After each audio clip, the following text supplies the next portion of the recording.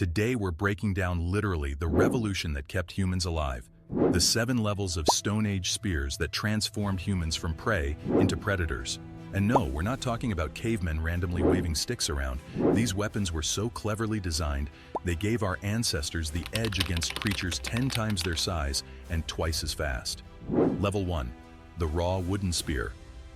Long before anyone figured out how to attach a stone to anything, the spear started as nothing more than a sharpened wooden stick.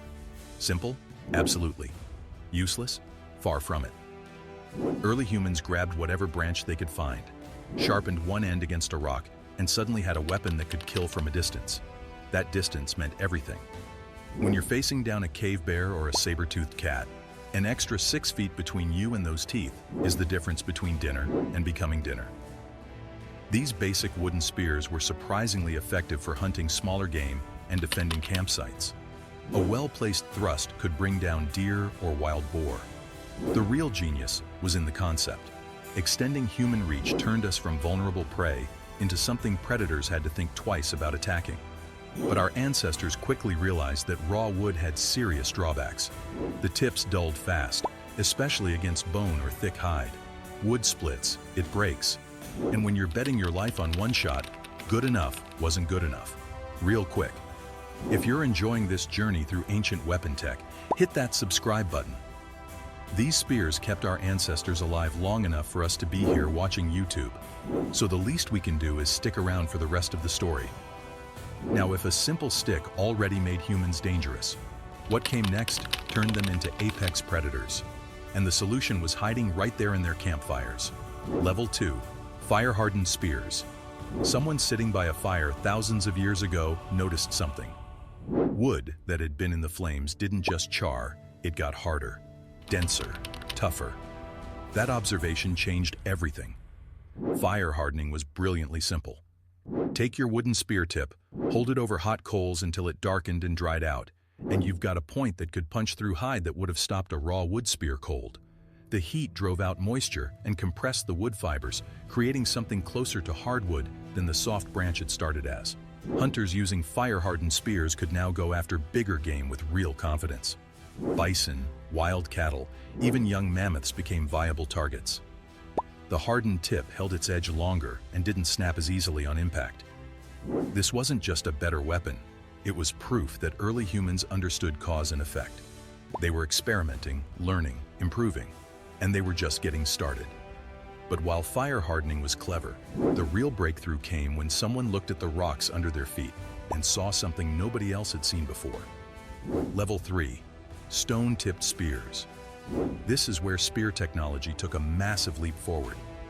By carefully flaking pieces off flint, obsidian, or other hard stones, early craftsmen created edges sharper than anything wood could ever achieve.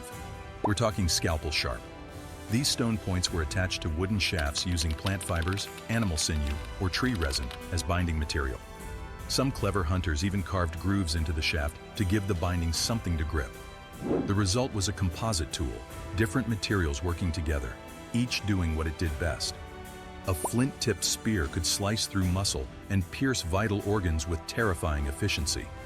The stone held its edge far longer than wood, and when it did dull, you could re-sharpen it by carefully chipping away tiny flakes. Broken tip? Just make a new one and lash it on. Archaeological evidence shows these weapons were used to hunt everything from horses to woolly rhinoceros. Sites across Europe and Africa are littered with animal bones, showing the telltale marks of stone-tipped spear impacts. This wasn't just hunting, this was domination. The combination of a fire-hardened wooden shaft with a razor-sharp stone point created a weapon that would remain essentially unchanged for thousands of years. Why mess with perfection? But perfection, it turns out, still had room for improvement. And the next level introduced something that seems obvious now but was revolutionary then. Level 4, composite spears with specialized bindings.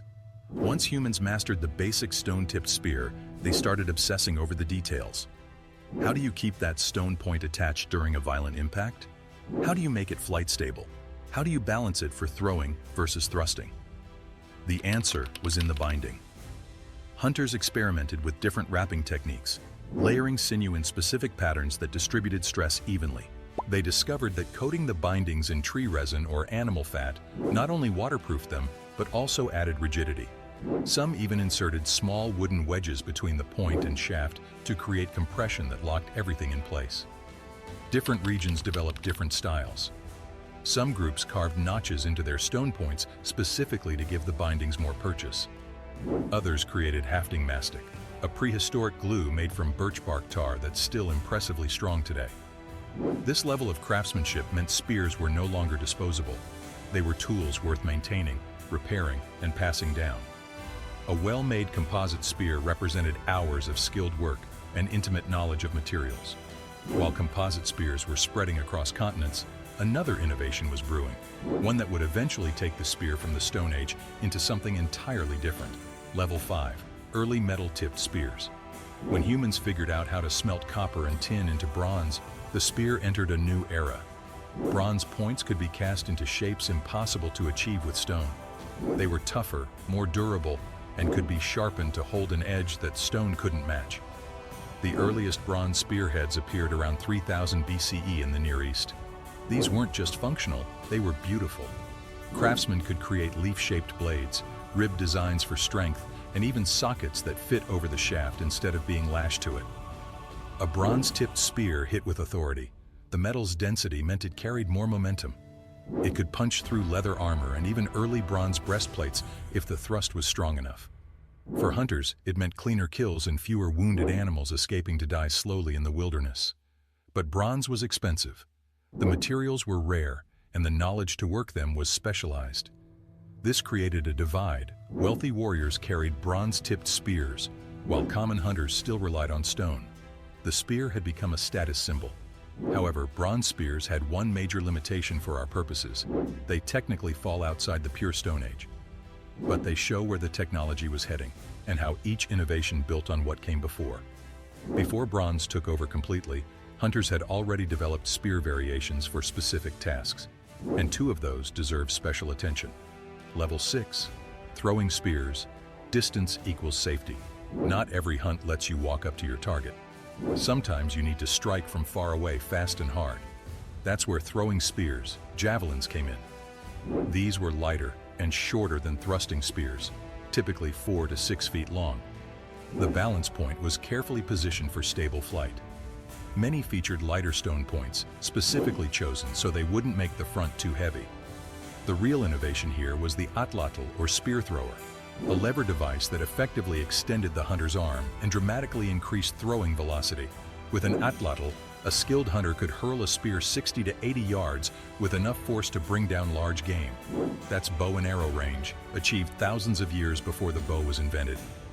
Throwing spears changed hunting tactics completely. Now you could hit fast-moving prey like antelope or horses before they even knew you were there. You could hunt from behind cover. You could take shots across ravines and rivers. For defense, a group of hunters armed with throwing spears could turn back predators or rival groups without ever entering close combat. Distance meant safety, and safety meant survival. But the ultimate evolution combined everything humans had learned. Purpose-built tools for specific jobs, refined over generations. Level 7. Specialized spears. By the late Stone Age, spear technology had diversified into specialized forms.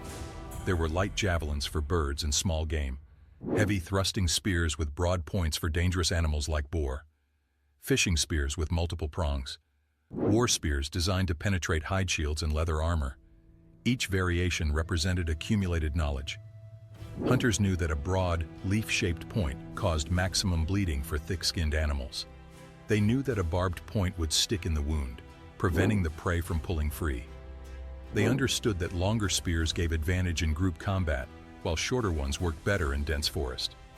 This specialization proves that Stone Age humans weren't just survivors. They were craftsmen, tacticians, and innovators. They approached problems methodically and shared solutions across generations. The variety of specialized spears found in archaeological sites shows communities working together, with different people making different tools based on their skills and the group's needs. This was social organization, division of labor, and technological advancement all rolled into one.